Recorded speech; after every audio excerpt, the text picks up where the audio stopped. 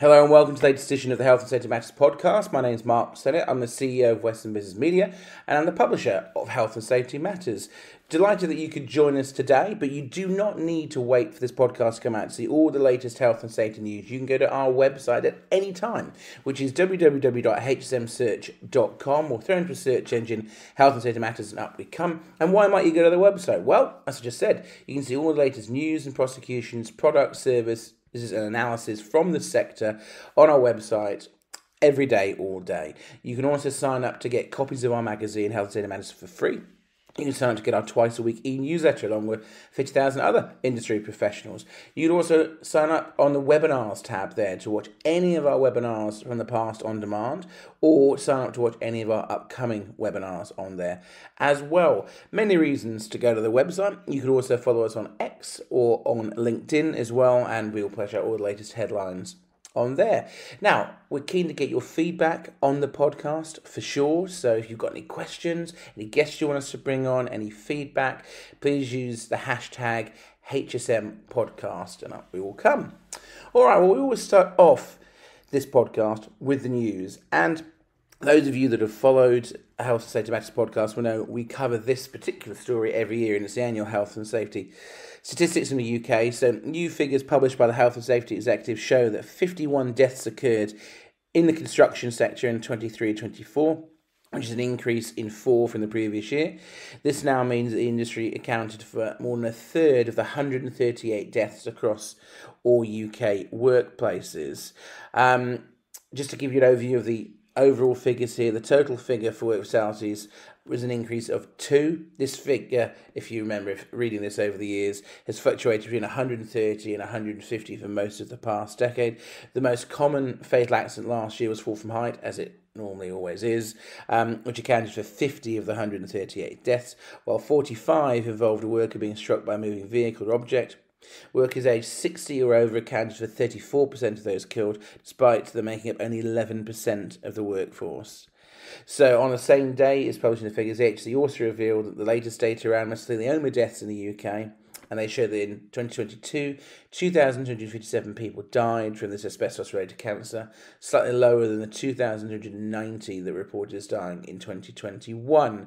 IOSH has had some feedback on this, and they're saying these statistics, particularly in the construction sector, are a huge concern, and they're calling for a joint effort to reduce the number of workplace deaths, with an annual number remaining broadly the same for the last decade, as we said. But Ruth Wilkinson, who's IOSH's head of policy and public affairs, said there's been a rise in fatalities in construction, and the number of deaths in that industry is significantly higher than pre-pandemic levels.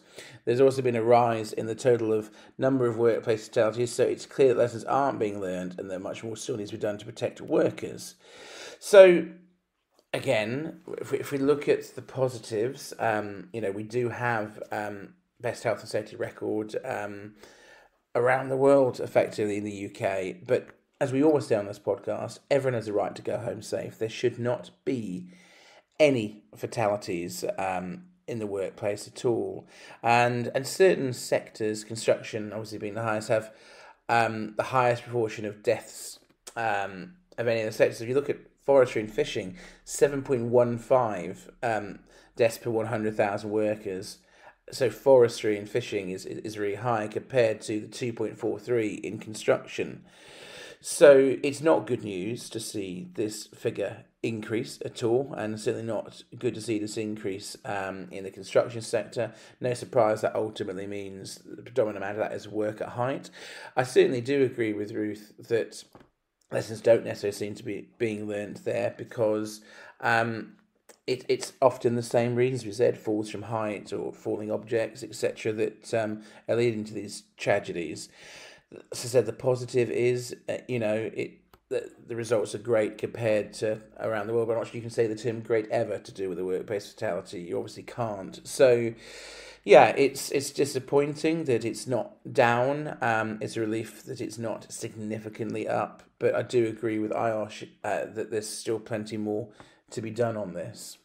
And as we move on to our next news story, and it's quite apt, actually. It's been 50 years since the introduction of the Health and Safety at Work Act. Yes, 1974, that means it came up. And some new research from Draeger. Draeger have done a report called the Draeger Safety and Health at Work Report 2024. And this has interestingly found out that more than 9 in 10 workers believe that the Health and Safety at Work Act should be overhauled. And that is, as I said, 50 years since it was introduced. The figure in here says 97% amongst managerial staff feel there needs to be a greater focus on mental health and well-being. And they say that's the single most important factor, 82% of them, in fact. And that ultimately, that the Health and Safety Work Act needs a complete rethink to include these areas. And another figure here is that 50% of people do feel safer in the workplace, and positively 78% think there's an opportunity for an overhaul of the Health and Safety Work Act to better reflect current working risks and the landscape to improve safety in their sector. So some key figures have come out of this that I haven't already read to you. 75% want to see more of a focus on ESG. 73% want more of a focus and a rethink around ageing workforce and the effects of later retirement, because of course the retirement age is significantly higher than it was when this act was introduced 50 years ago. The potential impact of digital growth, e.g. data handling and artificial intelligence, 73% want to focus on that. Changing expectations of younger employees, 69% flagged as an issue, and more focus on diversity and inclusion. For example, more inclusive protective clothing ranges, and that's 68%. And that's something that we cover quite a bit in terms of female workwear. We've covered quite a bit as well in Health and Safety Matters. And there's also the potential for unionisation of certain industries, say 53% of people. So this research highlights, it says, the disproportionate impact of the cost of living pressures and financial difficulties of mental health on younger generations. With more than half, that's 59%, of Gen Z workers, as they're now called, reporting that they currently experience anxiety or depression, a figure which reduces through the generations, affecting less than 1 in 5 of baby boomers, as it says. That's 18%. Overall, over a third, 37% of employees say that the cost of living pressure and financial difficulties are affecting their mental health and well-being, with sleep, 46%, an issue, focus, 44% being an issue, and decision-making, 26% being an issue, and communication, 23% being an issue. All being these things being negatively impacted as a result, which has the potential to impact physical safety. And of course it does. Lack of focus, lack of ability to make decision-making, lack of sleep will absolutely cause that. Will absolutely have an impact on physical safety because, concentration is obviously key there. So Matthew Bedford, who's the Managing Director of Draeger Safety UK, has commented, 5 decades after it was introduced, it's perhaps unsurprising that so many feel that approaches to health and safety need a rethink, given the changes in the working practices, as well as the rising prevalence of mental ill health over the last 5 years, not to mention 50 years. However, whilst it is clear the issue of mental health is a key consideration for the future of health and safety in the UK workplaces, it is vital that other crucially important health and safety issues are not forgotten. So it's some really interesting statistics here. To be honest, I hadn't really thought about particularly the difference between 50 years ago and now, the later retirement age could, and obviously the ageing workforce issue. We cover that a little bit in the previous statistics as well, because in the amount of fatalities for over 60s, percentage-wise, compared to the rest of workplace fatalities. Obviously, you guys know how your roles have evolved over the last few years, and mental health really is coming to the forefront of your roles, and that is not something that was ultimately this act was designed for 50 years ago. So I can certainly understand the call for change, whether it's new legislation modifying this. Be interesting if this is taken forwards under the new government, whether they really want to have a look at health and safety legislation on it and like that. The previous government definitely wouldn't have had a look at this, in my opinion. It wouldn't have been a priority for it. So be interesting to see if this government does want to look at something, because it is 50 years since this act has been announced, we've said. So but I would also completely agree with Drager. You know, there is the other side of your job that isn't just about mental health, about keeping people safe in their workplaces, and those critical issues can't be forgotten. And I think we covered that. As we see, there's still work to be done in the UK. There's still an unacceptable level of fatalities that are happening in the workplace, as we said from our previous news story. And, we'll move from this story to another PPE-related story, because obviously Drager and PPE, nice seamless link from me there to the next story. And I want to talk about an interesting documentary, Dispatches documentary, that came out a few weeks ago, and it found substandard PPE is finding its way onto the Temu app.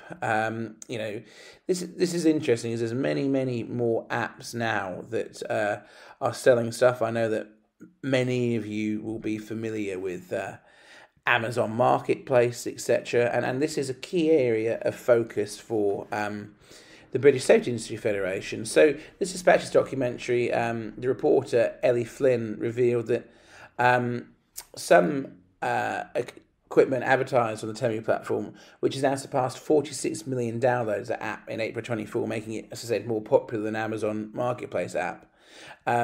Many of the items on there do not perform to the level of certifications that they're meant to for PPE. One notable instance involved 2 pairs of pliers being sold as having electrical insulation properties. Their advisors being certified by VDE, which is an established electrical product tester and certifier. However, VDE's Henrik Schaefer confirmed that these tools had not been certified by the Institute at all. Flynn discovered that the product listings featured altered photos of genuine safety certificates with the name of the Temu merchant superimposed over the original certificate. So we're going into a whole new realm of dodgy knockoff gear here, ultimately, that isn't safe. So the BSAF has long warned about the widespread availability of substandard PPE and safety equipment offered across the UK, and what a risk that it poses. The BSAF's own investigations, spanning from December 2022 to December 2023, found that a staggering 79% of PPE items sourced from non-member companies, that's British Safety Industry Federation member companies, from a range of vendors, including online marketplaces and high street retailers, failed to meet basic safety standards. Now, we have covered this quite a bit in other episodes, but it's just worth just quickly going back onto that. Examples of those failures are alarming.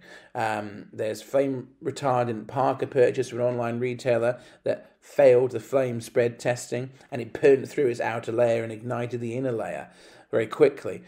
Additionally, there's safety glasses from a high street retailer that failed impact resistant tests, and there's plenty more examples like this. But in response to the certification issues raised by Dispatches, Temu told Dispatches, "We do not allow forgeries, and we will take action against any sellers involved if such cases are found." So they say they are committed to making sure, as soon as it's identified, any dodgy, non-compliant stuff will be taken off of there.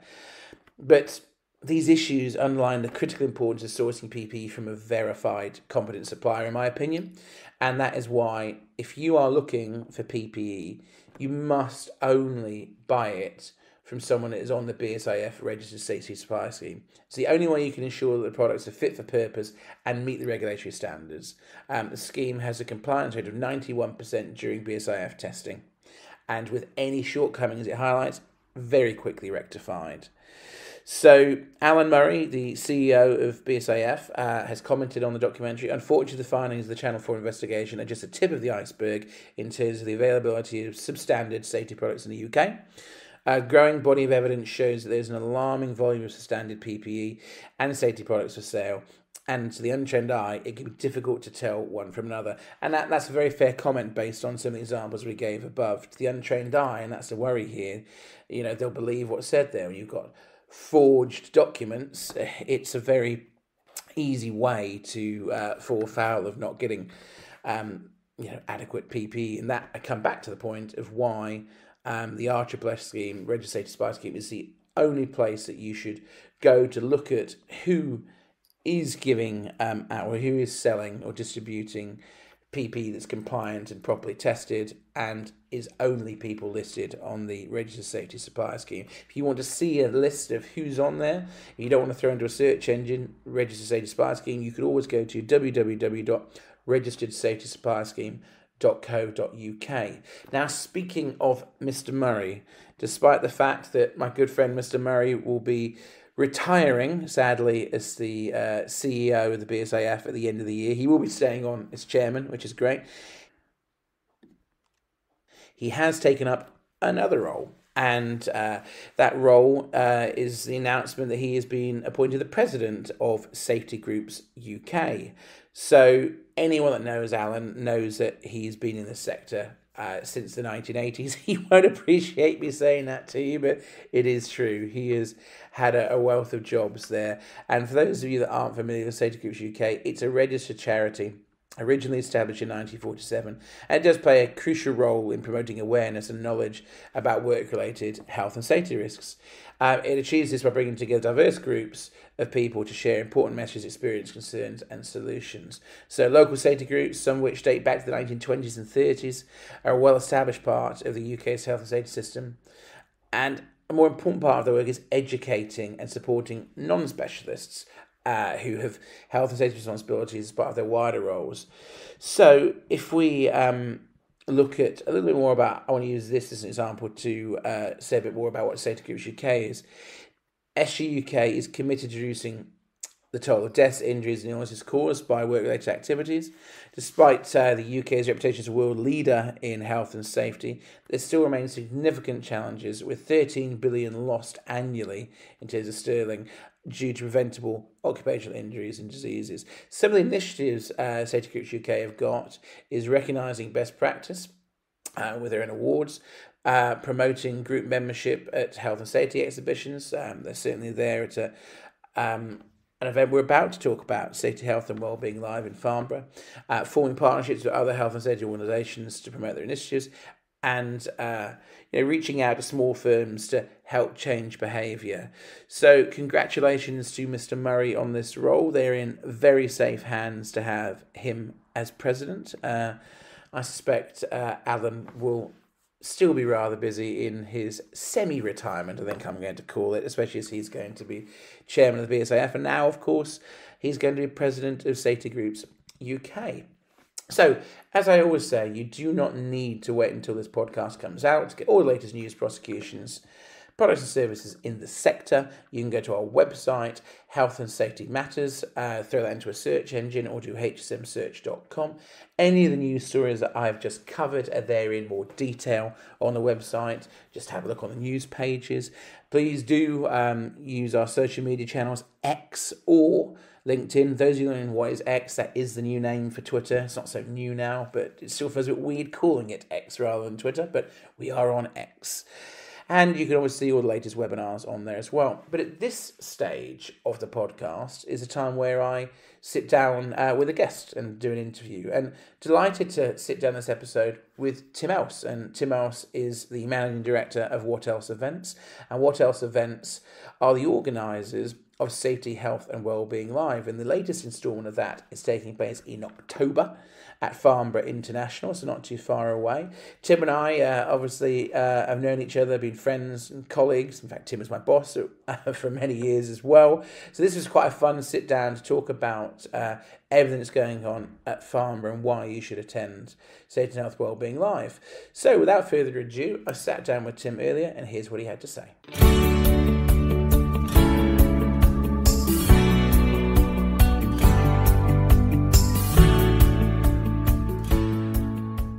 Morning, Tim. How are you? Hello, Mark. Yeah, very well indeed, and thanks for having me on the HSM podcast. Delighted to talk to you. It's great to see you. Obviously, different parts of the world again.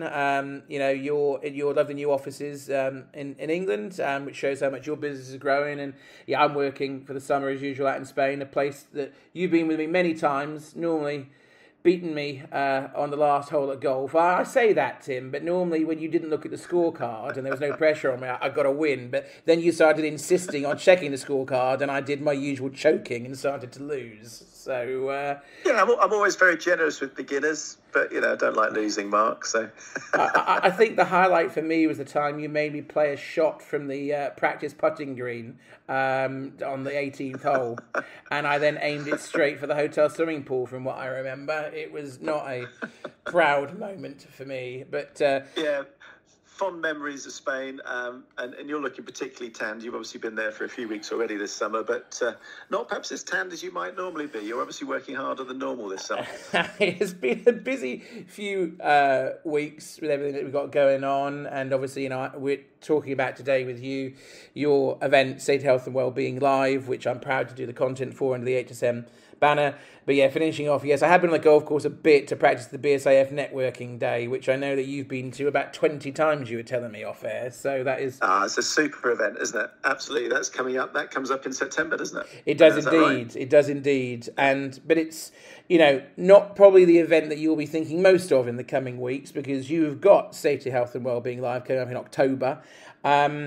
It's worth mentioning just for background, guys. Obviously, Tim and I are great friends. Tim actually used to be my boss. He is the person that brought me to this company. He ran what was Western Business Exhibitions Limited for Neil Weston. And when Neil sold it to 19 Group, we then bought back the magazines that I'm proud to own now. And Tim set up his own business, which is going excellently. What else? Events. And that's really what we want to talk about today is Safety, Health and Wellbeing Live. We've had Tim on the podcast before. Obviously, he's run shows annually in Manchester for Safety, Health, Wellbeing Live. We did it earlier this year. And of course, coming up in October is the Farnborough iteration of that. So, Tim, can you tell us exactly where it is, when it is? Because it's coming up, isn't it? Yeah, absolutely. Thanks, Mark. So yes, Safety, Health and Wellbeing Live launched 2021. We're just warming up to deliver the 6th consecutive live event. We'll be back at Farnborough International 2nd and 3rd of October. The event's in fantastic shape.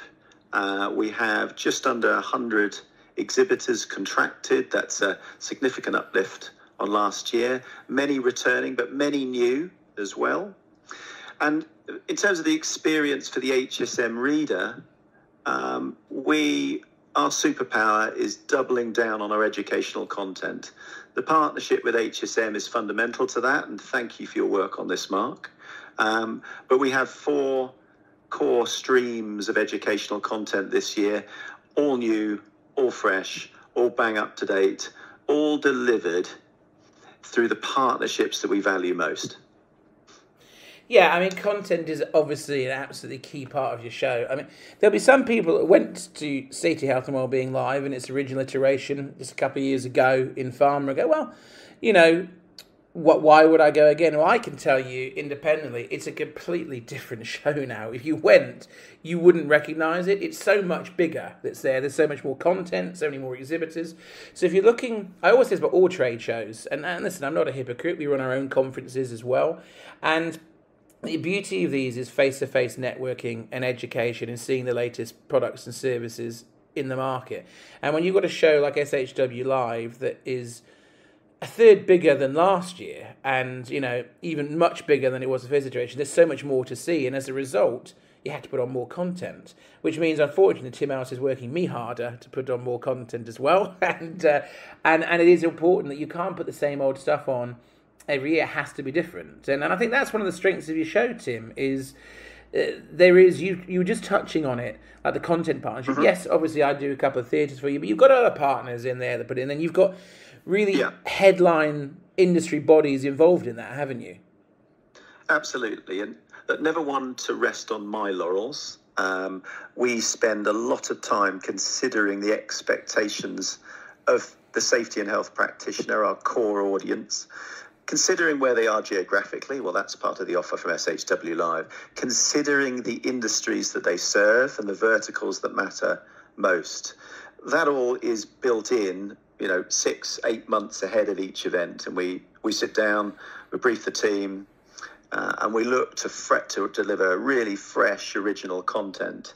So let's have sort of think about some specifics here, because if you've been to the show in the last 2 years, what you won't have seen is our new partnership with the Health and Safety Executive, for example. Now, HSE has always been supportive of these events, and we've delivered them in collaboration with HSE. But new for this year, we have spotlight seminars. Now, this is, whilst you'll see and hear from key HSE personnel in our keynote theatre, delivering top-note addresses, what we're also now looking to deliver is a specific theatre, spotlight seminars from HSE, and this is a completely different type of experience for the visitor.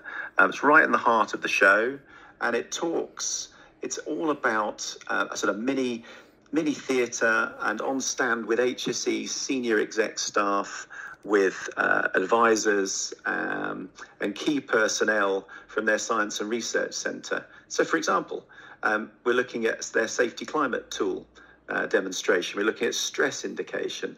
There's a new virtual reality tour of their 550-acre experimental site. So really immersive experience. We're looking at musculoskeletal disorders with them. This is really an exercise in very specific analysis of problems, problem solving.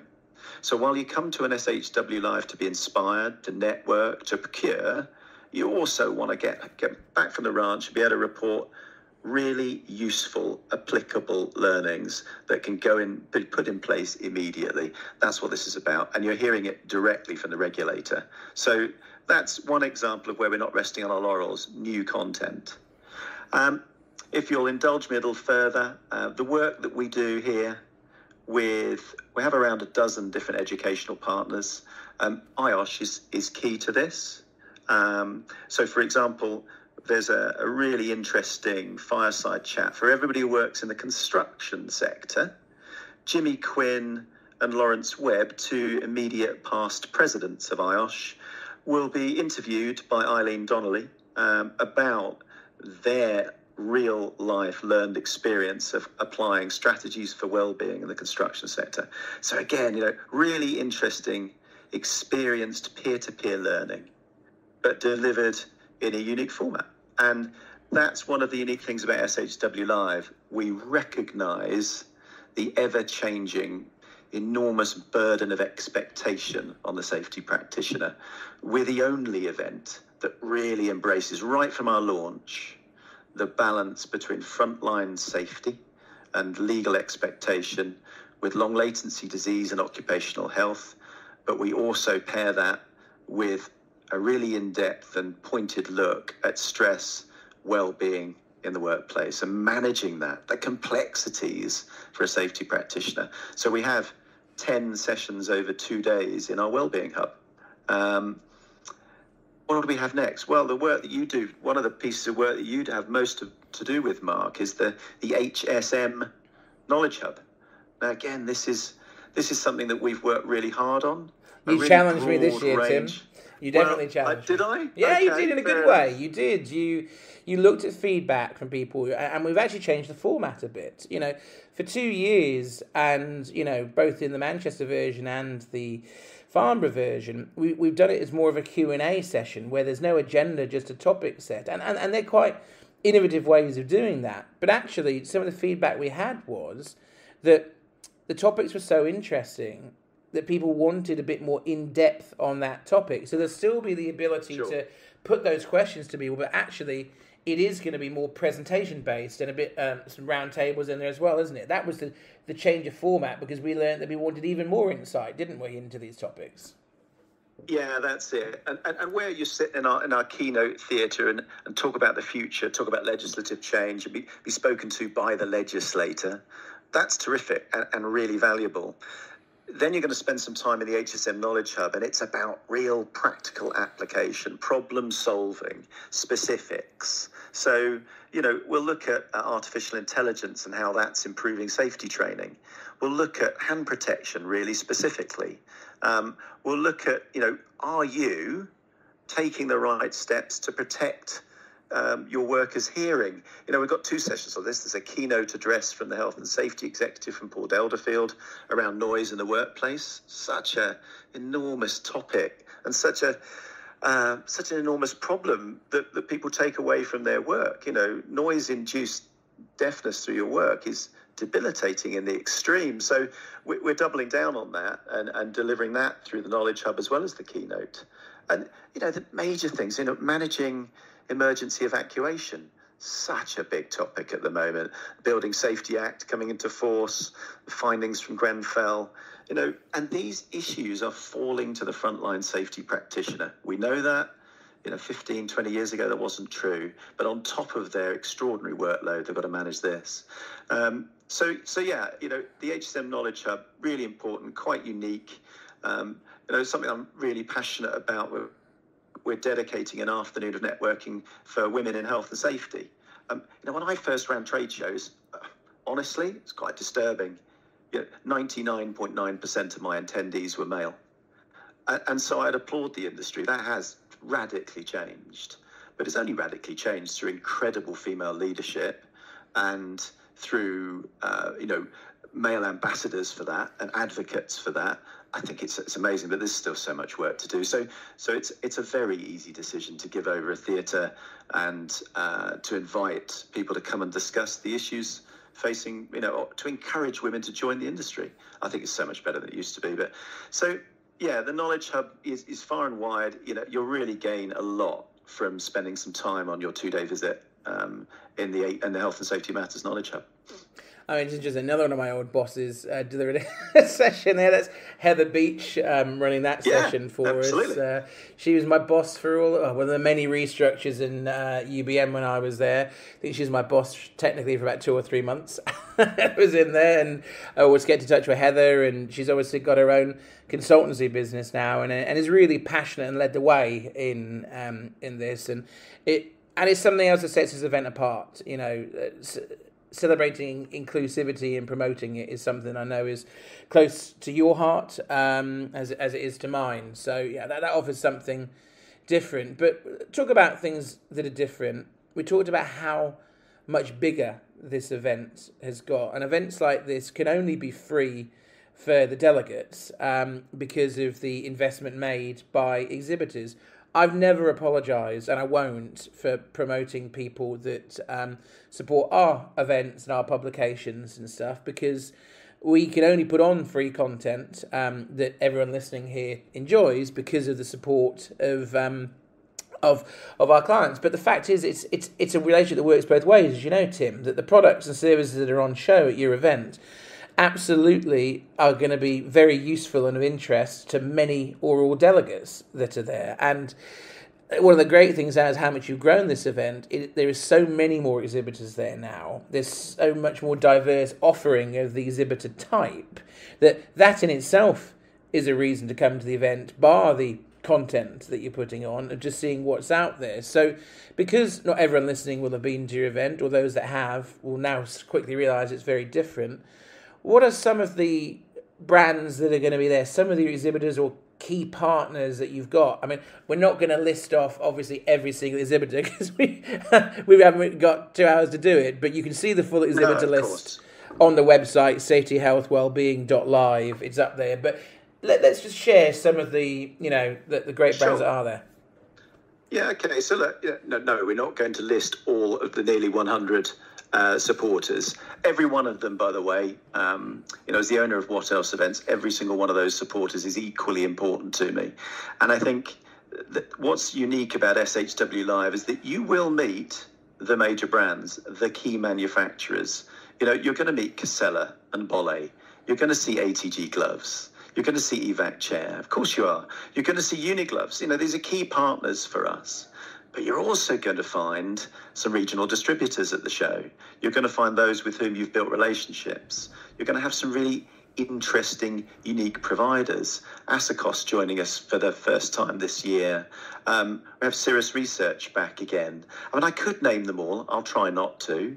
But it's a really interesting blend that we work very hard to make sure that we've got a triangle. Now, that triangle is a match between who you are, the visitor, and what your needs are, the type of supplier and whether that's a service or product provider that you need and is going to help you solve problems, and then matching that to the educational content that we offer. And as you point out, you've seen the development of SHW Live from the beginning. You've been supportive of it from the beginning. And when we were together in September 2022 down in Farnborough, there were only 24 educational sessions. When you come and join us on the 2nd and 3rd of October, you're looking at way above 30 hours of continuous professional development qualifying content for theatres, 40 different sessions. So, as we said earlier, that match, I think, is the key thing. So in terms of a full day's visit, which is going to cost you nothing, and you're going to enjoy, and you're going to meet with your peer group, immerse yourself in the show.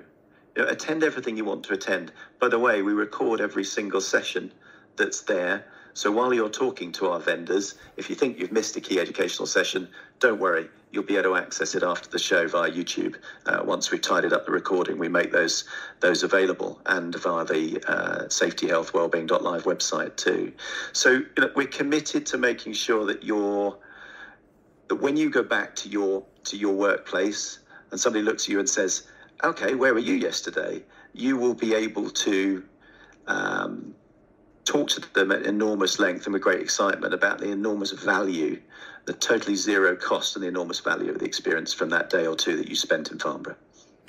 So talk to me about Farnborough, because I remember when you told me you would launch the events, we actually were playing golf up in my neck of the woods in Banbury. You told me what your plans were. You were going to do a north and a south show was the plan for SHW Live. As you said, you were going to bring Wellbeing in as a key focus rather than just the traditional legal and PPE stuff that the health centre practitioner normally focuses on. And I said to you, okay, where in the south are you looking at? Are we talking London? Where are you going? And you said, no, Farnborough. And you were really excited about Farnborough as an area and a venue. And I remember asking you, I know the venue, I've been there, I'm in the events game too, so I'm very familiar with it. But I said, why have you chosen that? And you've remained so positive and you've seen that show grow. What was it and is it about Farnborough that seems the right fit for this show? Look, I think, if you come to an SHW Live, you are not going to be surrounded by 15,000 of your peers. And I won't pretend that you are. There will be 2,500 safety and health practitioners, business owners, those people who are responsible for fire safety in the workplace, the well-being of their workforce, for meeting and exceeding the standards that are set by the legislator. These things really matter. They're very serious. This event serves an audience from the southwest, south coast, southeast, to a certain extent London. But it serves an audience that finds it very, very difficult to access this quality of content and to meet with these vendors in any other way, just by the virtue of work pressure and geographic location. So, the event that we have as SHW Live South in Farnborough is conceived to serve a very specific audience. And don't, if you're sitting listening to this podcast, you're working at a very senior level, you're working in middle management, or whether you've recently joined the profession, this event is for you equally. So the attendance, typically, if you haven't been before, you'll meet colleagues from very large-scale industry with over 1,000 employees. You'll meet people from ports, airports, specific electronic and aerospace and automotive engineering. You'll meet a lot of people from the construction industry, civil engineering, road building, rail. So, as I said at the top of our chat today, those key verticals are the ones that we serve. And these people find it really difficult to travel long distances and be away for multi-day conferences. Those events all serve their purpose. And, I honestly think the safety and health practitioner is very well served. But because there's so much choice. And I think there's something different about SHW Live that other events cannot offer. And back to your point about Farnborough specifically, it does have very specific advantages. It's very well connected. It's free to park. It's a terrific facility, great catering. And it's perfect in terms of a very focused safety, health and wellbeing event. So yeah, good venue, good team, and it's worked well for us. I mean, that is the advantage of that venue. It's a big venue, but you can park up, and from the door of your car to the front door of the event is literally a few paces, isn't it? That's a great setup of that. Probably a point I should have made that, Mark. Well done. Yeah, absolutely. You can steal that one. You'll walk maybe 40 yards if you arrive late. So yeah, it's very easy. Yeah. It's a really convenient venue from that. So, I mean, from my point, I said we're proud to support the event. We have done since its inception. It is an event that offers networking, education, and a much more diverse content set than others. And it is something that, as Tim's just said, it's very much for that local region, the people that don't want to have to travel halfway across the country to get an event. It's aimed at them. And come and see us on the Health and Safety Matters stand. Come and see Kelly, our editor, who will be hosting the HSM Knowledge Hub as well throughout there. We're always keen to get feedback on anything we do, including this podcast. And, you know, it's something that we're very much looking forward to in October. Now, just as a reminder, it is free to attend. And you can do so kindly on your website, safetyhealthwellbeing.live. But before You've done it for me, Mark. That's right. I've got all the info to hand. I'm so used to when I used to work for you of having to write the press releases for other events for you. So I've got all the information to hand because you would have expected it of me. So it's there, and you know, I really strongly encourage anyone to go. And to be honest, there's enough content for you to go both days, let alone one. But Tim, you know, just rounding off, is there anything else that you want to cover? I'm sure we'll get you back chat about your Manchester show for next year as well. But is there anything else you'd like to cover today? Well, thank you for having us on the HSM podcast today, Mark. It's always a pleasure. So to conclude, 2 days, 1 day visit, 2 day visit, totally free of charge, free to park, easy to access Farnborough International. Couldn't be a better opportunity on the 2nd and 3rd of October. Whether you want the latest legislation update, whether you want to work and network with the industry's legislator, the Health and Safety Executive, whether you've got a real need to understand the latest in fire risk management, the Fire Risk Management Group of IOSH are delivering a 2-day conference. We're totally committed to elevating your knowledge and skill set in around well-being, mental health and stress. And finally, the HSM Knowledge Hub gives you access to content courtesy of the HSM team that you simply will not find at any other event all year. So safetyhealthwellbeing.live, registration's free, couldn't be easier. I look forward to seeing you in October.